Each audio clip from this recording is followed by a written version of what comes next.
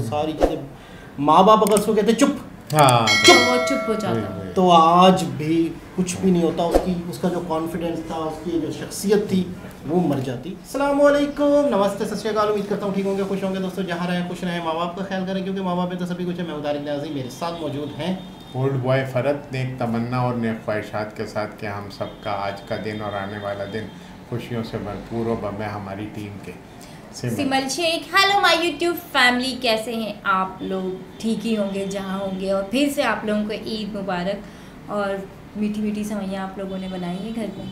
नहीं बनाई है तो जल्दी से जाए बनाएं और खाएं। सवाल जहन में आ रहा है, क्या इंडिया में पूरी छुट्टी होती है ईद के दिन, या उन इलाकों में, उन राज्यों में क्या होता है? मतलब या तो ईद की छुट्टी होती है तो साथ हिंदुओं की भी छुट्टी होती होगी, इस छुट्टी का उन्हें भी बेनिफिट होता तो है। खैर जैसे दिवाली की तो छुट्टी होती है। हाँ नहीं वो होता है, लेकिन तो आप लोग कमेंट्स के जरिए से बताएं। कोई ना कोई वहाँ बताइएगा पर जो है ना, मेरा ख्याल है कि जैसे यहाँ पर कुछ जैसे दिवाली या होली के त्यौहार होते हैं तो उसमें उस कम्युनिटी को छुट्टी अलाउ होती है, तो वो हाँ तो वही सेम मेरा ख्याल है वहाँ। लेकिन वहाँ चूँकि ओवरऑल कई इलाकों में टोटली मुसलमान होंगे तो वहाँ इलाके छुट्टी, जैसे छुट्टी का एक माहौल होता है ना, क्या वो होगा इंडिया में? हाँ तो वो हो, अगर मिसाल के तौर से मेरा ख्याल है कि वहाँ पर भी कोई जैसे जो सूबे में ज़्यादा। लेकिन आपने तो रमज़ान गुजारा था ना? रमज़ान की कहाँ में? आपने तो इंडिया में रमज़ान गुजारा था ना, आपने कहा था रमज़ान के दिन थे, ईद के दिन थे। नहीं, वो वहाँ उस जो हमने अभी किया था ना वीडियो, मोहम्मद अली सोसाइटी, वो जो था जी बाजार, हाँ, तो वो बता रहे थे कि मैं उसी तरफ मेरी रिहाइश गए हुए हैं ये, वहाँ ईद पे नहीं गए हुए। मोहम्मद अली रोड जो है बहुत। हाँ, लेकिन आपने रमज़ान के दिन वहाँ पे रमज़ान के अलावा भी यही माहौल होता है, ये कह रहे थे। मैंने कहा था वो वहाँ नहीं गया नहीं है। तो खैर आप लोग कमेंट्स से बताएं कि क्या माहौल है, ओवरऑल छुट्टी है, क्या है क्या नहीं है, तो कमेंट्स का इंतजार करेंगे हम। चलते हैं वीडियो की तरफ। तो दोस्तों वीडियो का टाइटल हिंदी में है और है 10 इंडियन किड्स मेकिंग। अगर टाइटल छुप रहा है तो स्टार्ट करते हैं वीडियो को।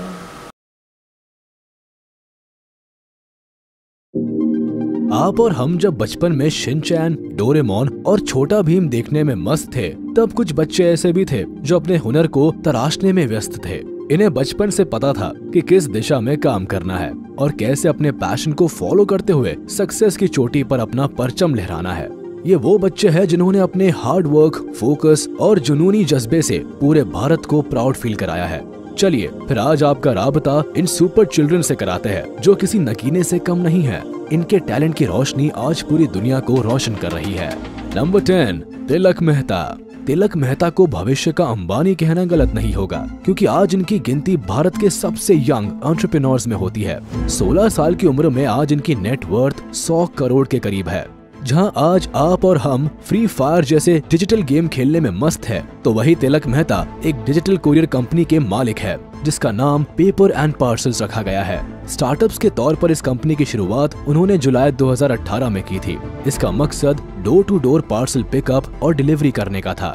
दरअसल लॉजिस्टिक्स में पहले से ही दिलचस्पी होने के नाते मुंबई डब्बा वालास की मदद से इस वेंचर को उन्होंने शुरू किया और बस 2 सालों में इनके स्टार्टअप की ग्रोथ ने अच्छों को हैरत में डाल दिया। ऐसी रिकॉर्ड तोड़ सक्सेस के दम पर 2020 में इन्हें ग्लोबल चाइल्ड प्रोडिजी अवार्ड भी दिया गया।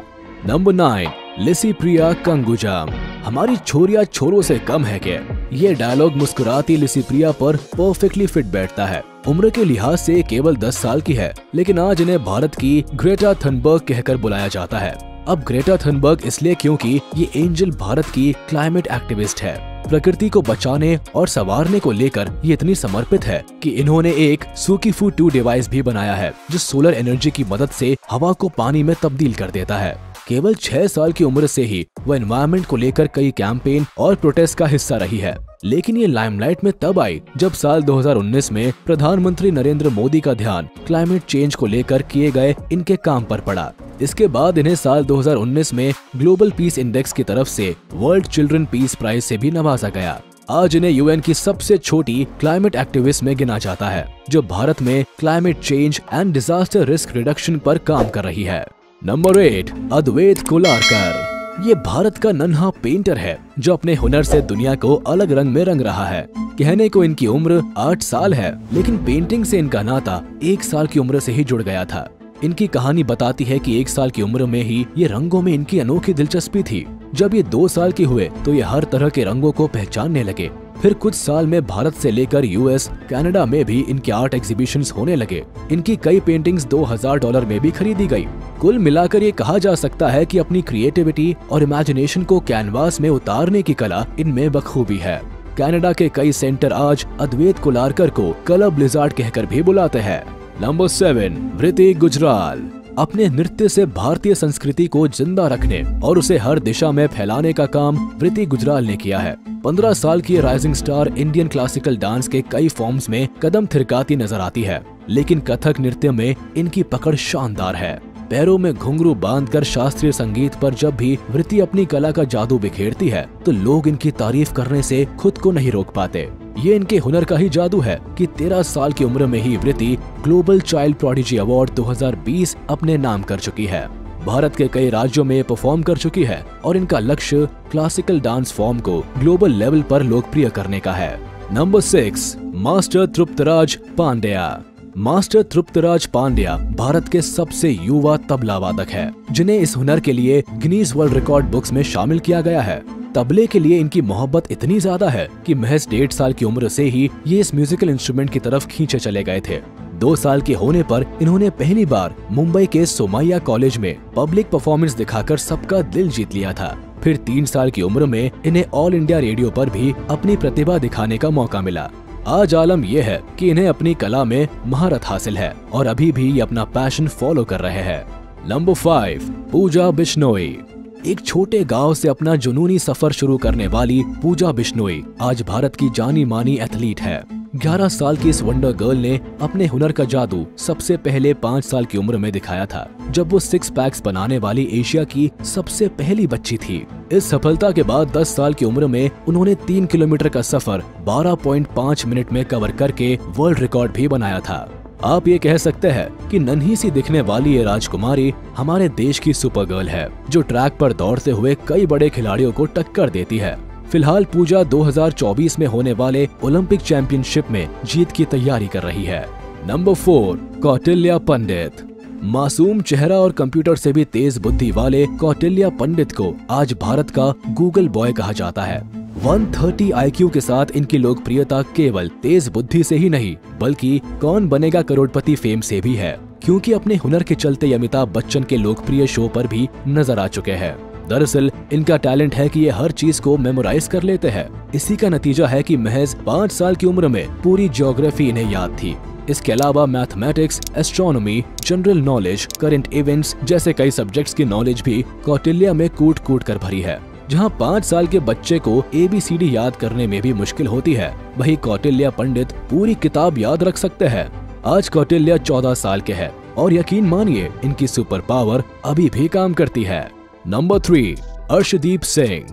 तस्वीरों में जान डालने की कला फोटोग्राफर्स में कई साल की मेहनत के बाद आती है, लेकिन 12 साल के अर्शदीप सिंह में ये कला पैदाइशी कूट कूट कर भरी है। 10 साल की उम्र में वाइल्ड लाइफ फोटोग्राफर बनकर इन्होंने साबित किया है कि age is just a number. Jalandhar के रहने वाले अर्शदीप की कहानी कुछ ऐसी है कि 5th बर्थडे पर उन्हें अपने पापा से तोहफे में कैमरा मिला था। बस तभी से तस्वीरों के लिए उनका प्यार बढ़ता चला गया और फिर पेट डॉग्स, बर्ड्स और इंसेक्ट्स की तस्वीरों को खींचते खींचते ये उनका पैशन बन गया। 2018 में इनके शानदार काम को देखते हुए इन्हें wild life photographer of the year Asia के अवार्ड से भी नवाजा गया। आज ये भारत के सबसे यंग वाइल्ड लाइफ फोटोग्राफर में से एक है, जिनकी तस्वीरें जंगल की कई कहानियां बयां करती है। नंबर 2, लेडियन नादस्वरम। ये नाम शायद आपने पहली बार सुना हो, लेकिन जब भी भारत के यंग पियानिस्ट का जिक्र होता है तो इनका नाम अदब से लिया जाता है। चेन्नई से ताल्लुक रखने वाले लेडियन नादस्वरम बाकी बच्चों से खास है। अब खास इसलिए क्योंकि साल 2019 में इन्होंने CBS टैलेंट शो जीता था, जहां इन्होंने 250 बीट्स पर मिनट बजाकर जजेस को भी हैरत में डाल दिया था।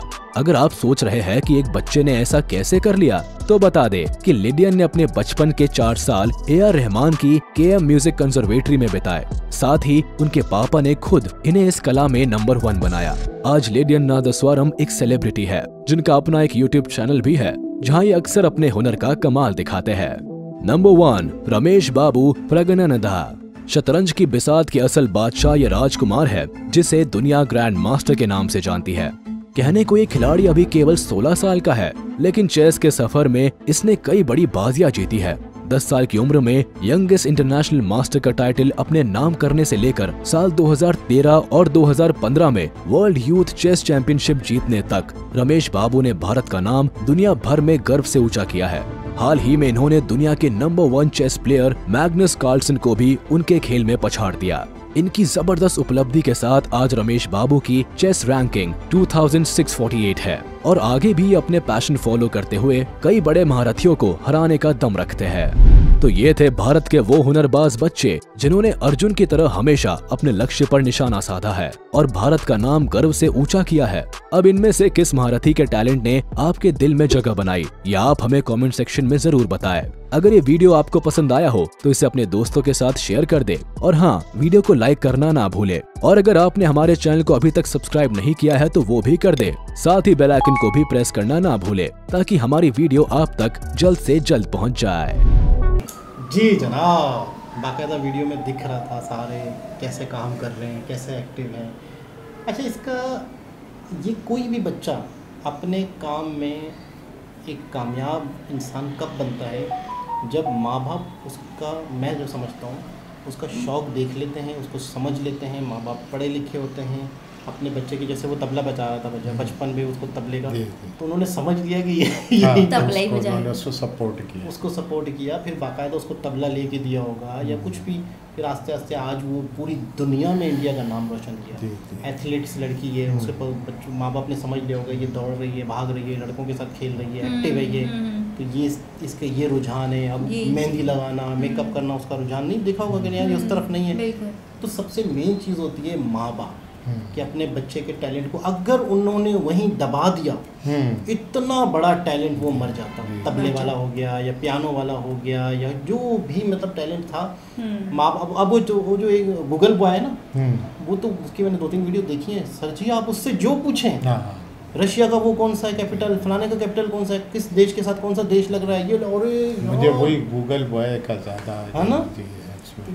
देखे कभी उनकी वीडियोस देखी आपने? नहीं देखी नहीं, लेकिन ये अभी जो बता रहे थे तो मैं, आप यकीन करें उतनी उसकी मेमोरी, इतनी मेमोरी कि आप उससे बचपन से जो पूछे, न्यूज़ चैनल पे बैठा हुआ है, अच्छा आप यूँ बच्चों की तरह बता रहा है, यूँ हिल रहा है, लेकिन बता सही रहा है। तो बाप ने, उसके बाप का भी इंटरव्यू था, उसके बाप ने बोला था कि ये बचपन से सवाल करता था बहुत, ये हर चीज़ पूछता था, ये क्या है, वो क्या है, वो बोला हम लोग बेजार हो जाते थे मतलब, लेकिन फिर भी हमने उसको सपोर्ट किया और हर चीज़। फिर बाप ने उसको नक्शा दिखाया, दुनिया दिखाई, ये वो सारी चीज़ें। माँ बाप अगर उसको कहते चुप, तो वो चुप हो जाता, तो आज भी कुछ भी नहीं होता। उसका जो कॉन्फिडेंस था, उसकी जो शख्सियत थी, वो मर जाती। तो ये टैलेंट किसी जगह से, ख़ास जगह से, इंडिया से या कहीं से नहीं निकलता। माँ बाप समझदार हो तो उस टैलेंट को निकाल के दुनिया के सामने प्रेजेंट किया जा सकता है। यहाँ पर भी बहुत सारे लोग ऐसे होंगे जिनके अंदर बहुत टैलेंट होगा, लेकिन हमने अपनी गलतियों की वजह से, बेवकूफ़ियों की वजह से, अपनी जहालियत की वजह से समझो उनको दबा दिया।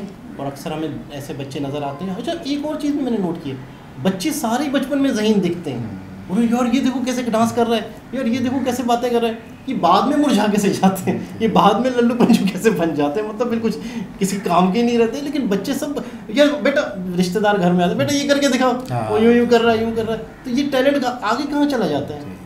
सोचने की बात है ना कि बच्चे तो सारे ही ज़हीन होते हैं, लेकिन हम उनके टैलेंट को समझते ही नहीं है। हम उसे कुछ और, हम फ़र्ज़ करो एक बच्चा बहुत टैलेंटेड है, बहुत प्यारी आवाज़ है, चल बेटा मदरसे जा हाफिज़ बन, तो ख़त्म, उसका वो चीज़ चली गई। बच्चा ये तूने करना है, तूने, अरे माँ बाप ने ज़बरदस्ती उसके ऊपर थोप देते हैं। तो मैं समझता हूँ टैलेंट वहाँ मर जाता है। आपको कैसे लगे ये बच्चे? कौन सबसे ज़्यादा इम्प्रेस किया आपको, किसने? मुझे तो सारे बच्चे अच्छे लगे, क्योंकि सब बच्चे अपने अपनी जगह पर एक कामयाब है। एक सबसे अच्छी बात मुझे वो जो भी बिजनेस कर रहा है लड़का, और दूसरा वो 1 साल की उम्र से वो बच्चे ने पेंटिंग शुरू कर दी। वो क्या पेंटिंग बना रहा है, रंग डाल रहा है, मतलब ये फितरत, रंगों से भी खेलना एक वो है, कला है, और उसको संभालना, उसको समझना भी एक बहुत बड़ी बात होती है रंगों को। बिल्कुल ऐसा ही है। बाकी जिसको शौक नहीं है, जिसके अंदर दिलचस्पी नहीं है, उसे पता ही नहीं है क्या। तो सर आपको किसने ज़्यादा इम्प्रेस किया, क्या कहना? नहीं वो देख तो गूगल वाला, और ये बिजनेस का जो जो बताइए, ये भी बहुत ज़्यादा, क्योंकि और दूसरे, बस एक बात बताऊँ तारिक, ये भी सारी बात जो है, ये जैसे जैसे दुनिया चेंज होती जा रही है, और उसकी इल्मी काबिलियत और सोचने समझने की सलाहियतें जो है मुख्तलिफ़ चीज़ों में कन्वर्ट हो रही हैं।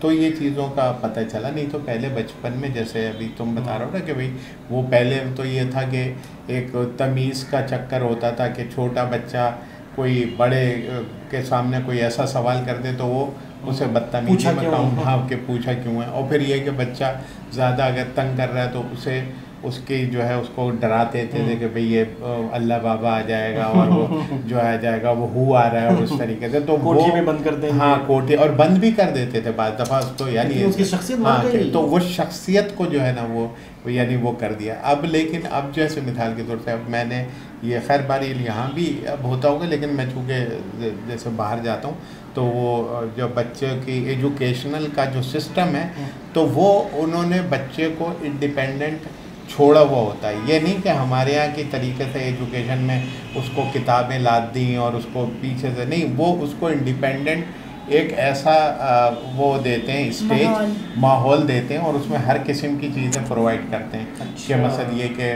टॉयज़ वाली एक अलग बात है, जानवरों का। अब वो ये देखते हैं उसके बाद उसको मॉनिटर करके बता रहे हो। हाँ, किस क्लास में ये हो रहा है? ये प्राइम जो छोटे वाले मॉन्टेसरी में और वो बाकायदा उसकी जो है ना ऑब्जर्वेशन करके उसकी पिक्चर खींचते हैं और वो उसकी जो रिपोर्ट होती है उसमें वीकली जैसे मिसाल के तौर से अगर वो बच्चा जो है वो कैटल्स वगैरह को पसंद कर रहा है तो वो फिर उसको ये हाईलाइट करते हैं कि इसका हमने रुझान जो है अच्छा। वो इस तरफ देखा और ये फ़ोटो बनाते के देते अच्छा। तो वो जो अब जो ट्रेंड आ गया, ट्रेंड भी क्या और दुनिया ने जो तरक्की की है उसमें ये है कि ये एक गॉड की या एक भगवान की जो है वो देन होती है कि बच्चों को मैं पहले भी कहा था कि ये गॉड की तरफ से जो है हर इंसान के अंदर जो है कुछ सलाहियतें दी जाती हैं। तो वो सलाहियतें होती हैं लेकिन यानी मुख्तलिफ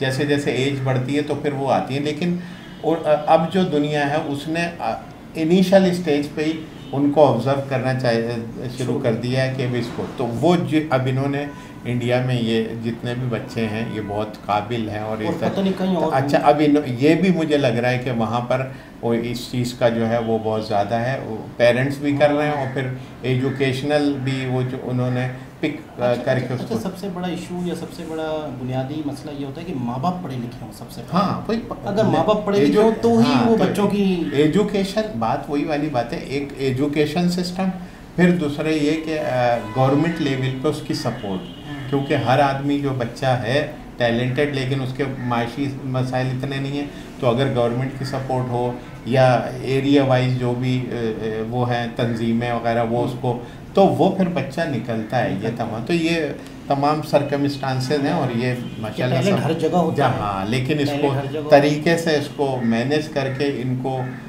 वो करना उभारना वो माल प्रोवाइड ये तमाम तो माहौल मिलेगा तो ही बच्चा आके अपने आप को निखारेगा। तो बहुत अच्छा लगा और वाकई इसमें कोई शक नहीं कि इंडिया में टैलेंट है और उस टैलेंट को समझने वाले भी। जी दोबारा किसी और हिसाब से मुलाकात होती है, जब तक के लिए अल्लाह हाफ़िज़।